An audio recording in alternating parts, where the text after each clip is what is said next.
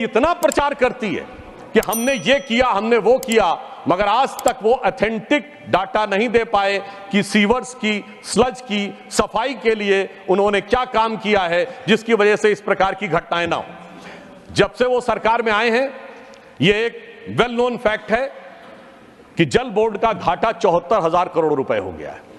यानी एक तरफ आपके संस्थान निरंतर घाटे में जाते चले जा रहे हैं, दूसरी तरफ उसमें भ्रष्टाचार के आरोप लगते चले जा रहे हैं, तीसरी तरफ शिकायतें आती चली जा रही हैं और इसके बावजूद भी उनके ऊपर किसी प्रकार का कोई प्रभाव नजर नहीं आ रहा है। इसलिए यह आवश्यकता है कि सदन इस विषय के ऊपर बहुत गंभीरता से विचार करे।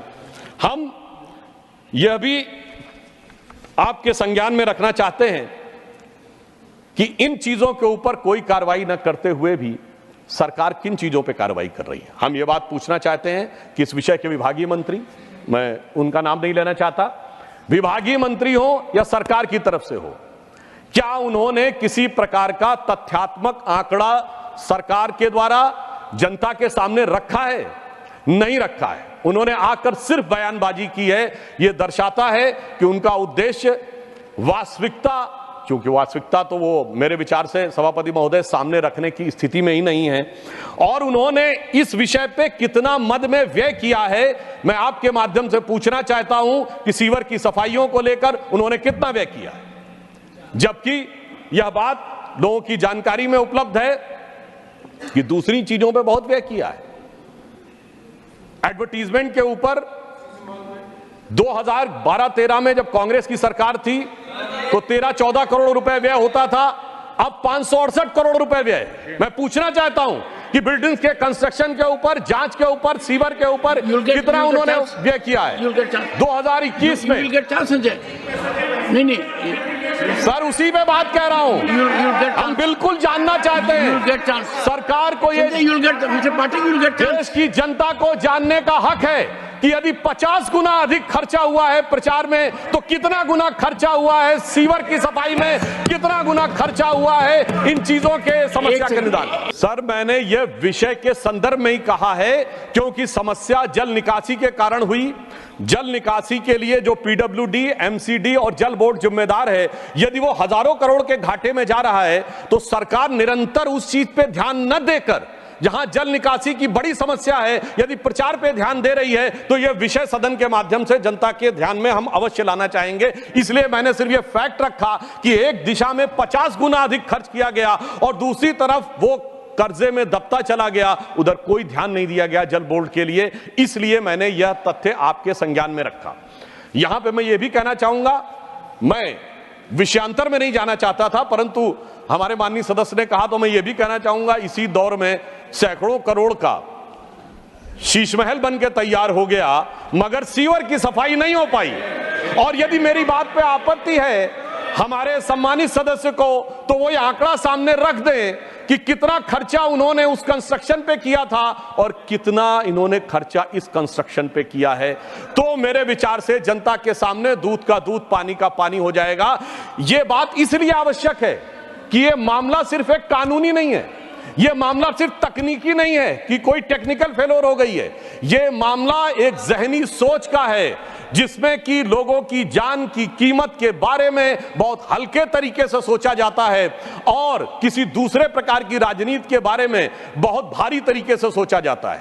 मैं वैसे तो एक और आपके सामने फैक्ट रखना चाहूंगा, हो सकता है कि मेरे विरोधियों को इस बात के ऊपर बहुत आपत्ति हो, इन्होंने कई और मदों में कई गुने खर्चा बढ़ाया है।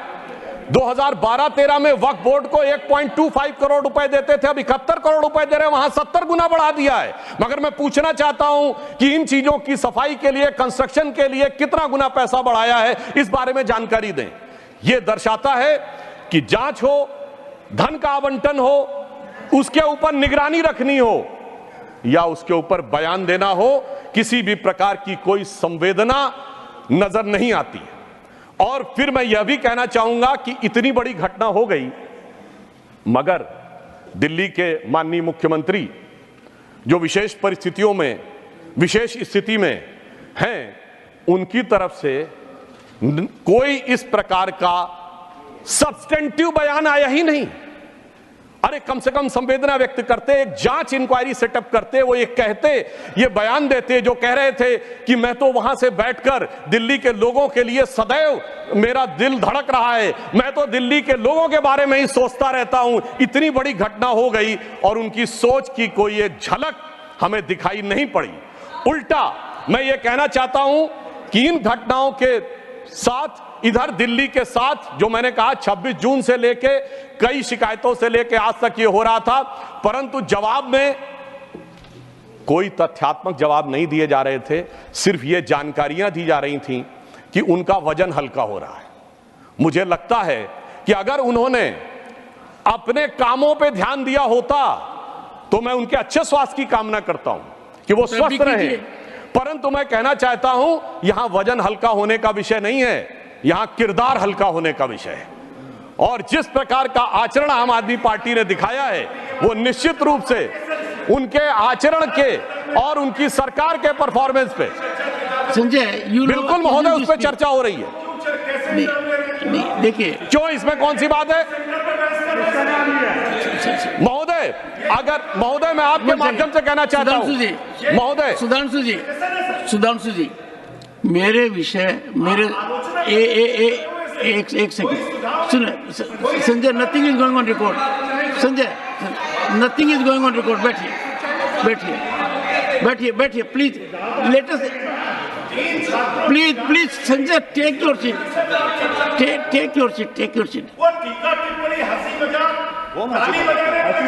हाँ बात देखिए, नहीं, nothing is going on record please, nothing is going on record. नहीं नथिंग इज। हाँ महोदय, देखिए मैं आपके माध्यम से और भी बात स्पष्ट करना चाहता हूं, यदि हमारे सम्मानित सदस्य को आपत्ति है। सरकार के मंत्री आते हैं, सरकार के विषय में बोलते हैं। मैं पूछना चाहता हूं पिछले इतने महीनों में आगे सरकार के मंत्रियों ने कितनी बार सरकार के विषय में बोला है, सरकार की कार्रवाई में बोला है, और यही विषय बोला है ना जिनको लेकर इनको आपत्ति है। मैं आपके माध्यम से यह बात पूरे देश के सामने रखना चाहता हूं कि उनके मंत्री, सरकारी मंत्री आके, जिनका काम सरकार के कार्यों के बारे में टिप्पणी देना है, वो आकर वजन हल्का होने की बात करते थे। यदि यह बात मैंने आज याद दिला दी कि उन्होंने अपने कामों पे ध्यान दिया होता तो यह स्थिति नहीं होती। तो उनको इस बात पे आपत्ति हो रही है। तो यहां पर मैं एक और बात भी कहना चाहता हूं, दुखी मन से, मगर यह भी बताते हुए कि सिर्फ बातें करने से काम नहीं होता है, कम से कम कार्य करने चाहिए, गंभीरता से करने चाहिए। उसके बाद मैं 2-3 अपने मन के सुझाव भी व्यक्त करूंगा। वो उनके लिए कहना चाहूंगा कि चंद बातें करना और मुतमई होना नहीं अच्छा।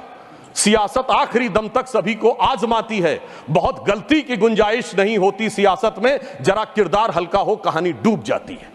तो जो आपने किया है वो दिल्ली की जनता की अपेक्षाओं को और जो जिस आधार पर आपको लाया गया था उसको दूर करने काम किया। अब मैं इन्होंने कहा सुझाव तो मैं बहुत साफ कहना चाहता हूं, जितने गुने पैसे आपने, जितना ध्यान आपने प्रचार प्रसार पर, वक्फ बोर्ड के विस्तार पर दिया है, आप उसकी बजाय ध्यान हटाइए और दिल्ली के सीवरों को साफ करने के लिए धन आवंटित करिए। दूसरा सुझाव यह है कि कोचिंगों के ऊपर आप सारे कोचिंग संस्थानों के बारे में एक सूची लीजिए और उस सूची को लेकर यह सुनिश्चित करिए कि उन्होंने जो जो चीजें की हैं वो अपने मानकों का पालन कर रहे हैं या नहीं। और मैं आपके माध्यम से यह भी अनुरोध करना चाहूंगा कि कृपया हमारे माननीय सदस्य सदन के पटल के ऊपर क्या इस विषय पर कोई ऑथेंटिक डॉक्यूमेंट रख सकते हैं कि अब तक, यानी इस घटना होने से पहले तक, क्या उनकी सरकार ने किसी भी प्रकार का कोई भी कार्रवाई बगैर जांच के अथवा जांच के करके दिखाई है क्या?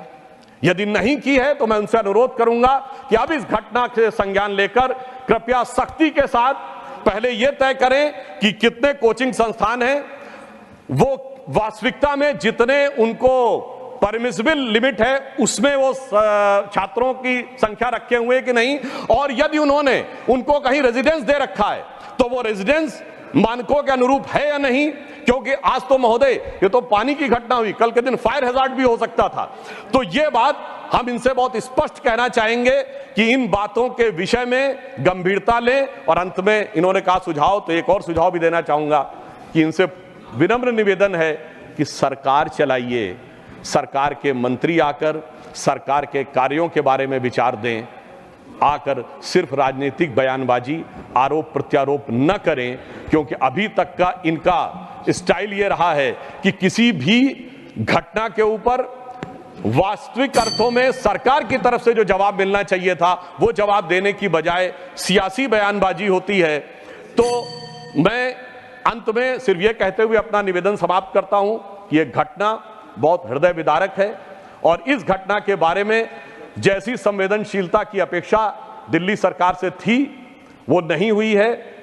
इसलिए इस पे एक गंभीर जांच होनी चाहिए और संबंधित लोगों की